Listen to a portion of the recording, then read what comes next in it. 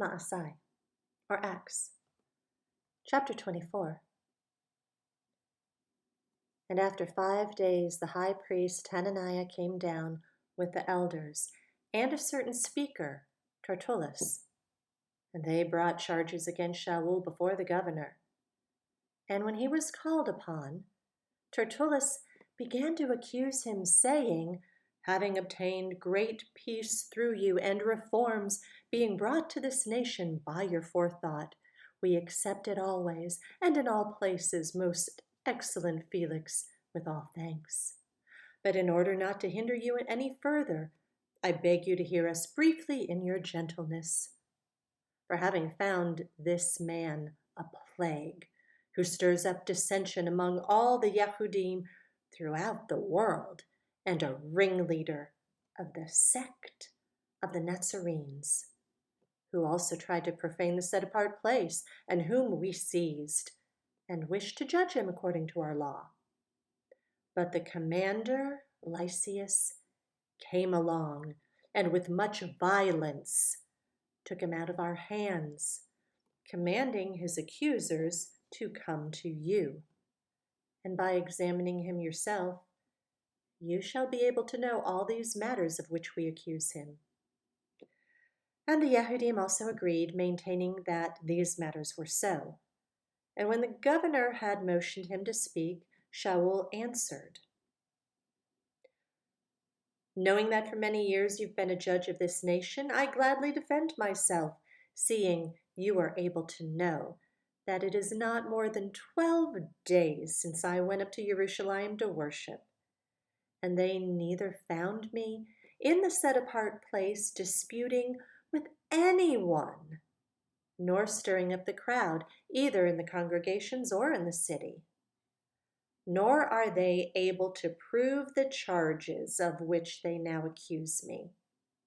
And this I confess to you, that according to the way which they call a sect, so I worship the Elohim of my fathers, believing all that has been written in the Torah and in the prophets, having an expectation in Elohim, which they themselves also wait for, that there is to be a resurrection of the dead, both of the righteous and the unrighteous.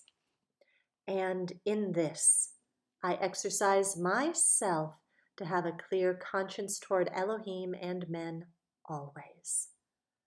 And after many years, I came to bring kind deeds to my nation and offerings, at which time certain Yehudim from Asia found me cleansed in the set-apart place, neither with a crowd nor with disturbance, who ought to be present before you bring charges, if they have any matter against me. Or else, let these themselves say, if they found any wrongdoing in me while I stood before the council, other than for this one declaration, which I cried out, standing among them, concerning the resurrection of the dead, I'm being judged by you today.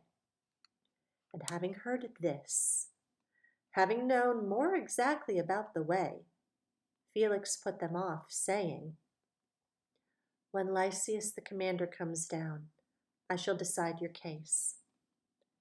And he ordered the captain to keep Sha'ul and to have ease, and not to forbid any of his friends to attend him. And after some days, when Felix came with his wife Drusilla, who was a female Yehudi, he sent for Sha'ul and heard him concerning the belief in Messiah. And as he reasoned about righteousness and self-control and the judgment to come, Felix became frightened and said, for the present go, and when I find time I'll send for you. At the same time, too, he was anticipating that money would be given him by Sha'ul, that he might release him. Therefore, he sent for him more often and conversed with him. But after 2 years had passed, Porcius Festus succeeded Felix, and wishing to do the Yehudim a favor, Felix left Sha'ul bound. Chapter 25. Festus, therefore, having come to the province, 3 days later went up from Caesarea to Jerusalem, and the high priest and the chief men of the Yahudim informed him against Sha'ul, and they begged him, asking a favor against him, that he would send him to Jerusalem, making a plot along the way to kill him. Then Festus answered that Sha'ul should be kept at Caesarea, and that he himself was about to set out shortly. Therefore, he said, let those who have authority among you go down with me and accuse this man to see if there is any fault in him. And having spent more than 10 days among them, he went down to Caesarea. And on the next day, sitting on the judgment seat, he commanded Sha'ul to be brought. And when he had come, the Yahudim who had come down from Jerusalem stood about, bringing many and heavy charges against Sha'ul, which they were unable to prove, while Sha'ul said in his own defense, neither against the Torah of the Yahudim, nor against a set-apart place, nor against Caesar did I commit any sin.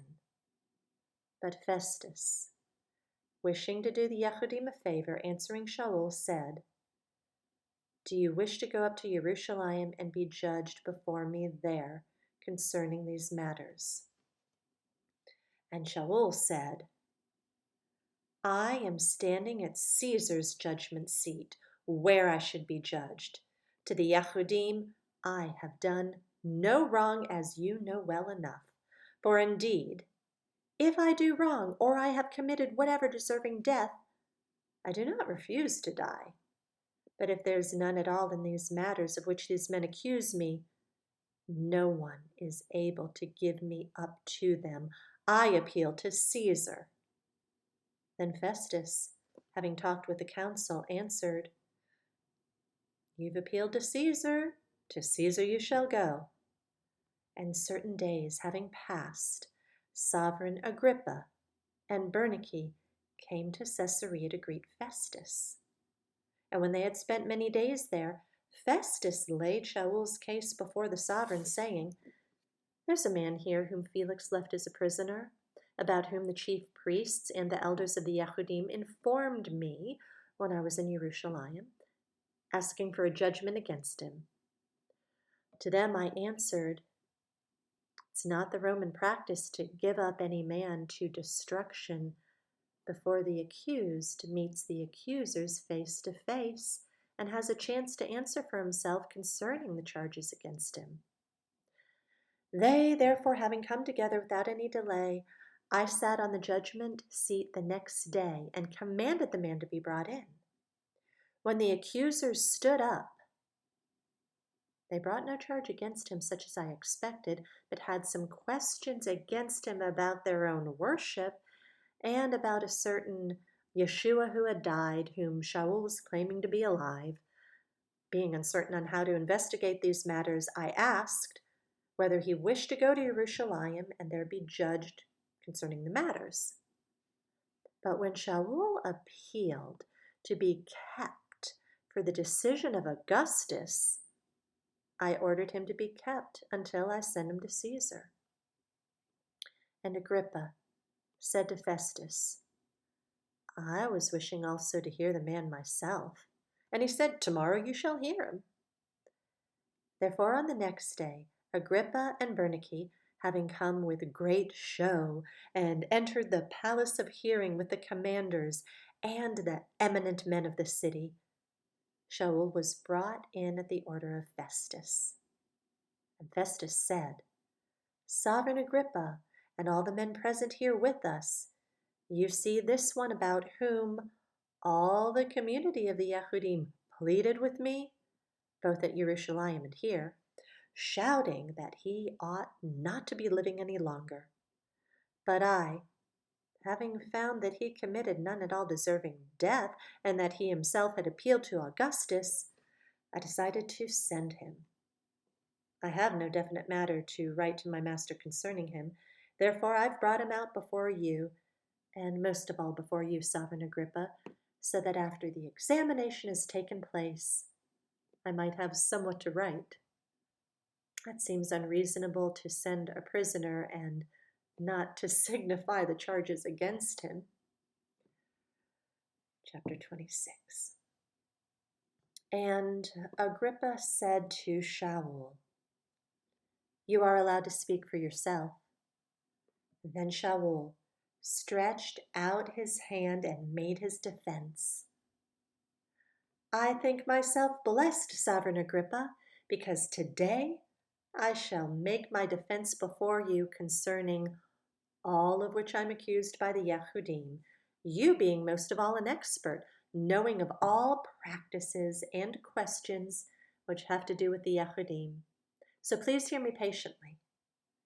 Truly then, all the Yehudim know my way of life from youth, which I led from the beginning among my own nation at Jerusalem, since they've known me from the first, if they wish to witness, that I lived as a Pharisee, according to the strictest sect of our observance.